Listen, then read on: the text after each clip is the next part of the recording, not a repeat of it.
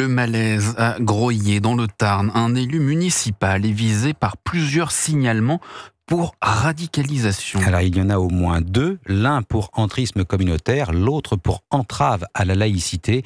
Autre signe fort de radicalisation, selon certains membres du conseil municipal, son refus de serrer la main d'une femme. L'adjoint socialiste mis en cause dément, tout comme le maire, mais cela ne convainc pas vraiment. Reportage Charles Lullier, correspondant d'Europe 1 en Occitanie. Ici, très rares sont ceux qui acceptent de parler.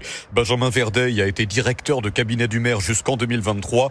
Il a plusieurs fois averti l'adjoint mis en cause. On a pu rappeler parfois à l'ordre cet élu qui célébrait des mariages, par exemple, dans la salle de la République. Il y avait une règle. Chaque personne, si elle décide de porter tel ou tel signe religieux, doit ne pas les avoir sur la tête dans la maison de la République. C'est l'un des rappels qui avait été fait. Et puis, sur les réseaux sociaux, parfois, cet élu s'est mis en scène en floutant les visages des femmes. Voilà. À cela s'ajoute un interventionnisme communautaire de cet élu dans le fonctionnement de l'état civil, service compétent en matière de regroupement familial. C'est ce qu'on peut lire dans un mail des services municipaux envoyé en 2023 et depuis rendu public. Mais cela fait bien plus longtemps que les services de l'État ont cet élu dans le viseur, assure Julien Bacou, conseiller municipal de l'opposition. J'avais déjà été contacté dès 2019 par les renseignements généraux à l'époque qui m'avaient signalé une éventuelle radicalisation, donc j'avais certains doutes. Des signalements qui pourraient aller bien au-delà de la politique, car l'élu est aussi professeur en lycée.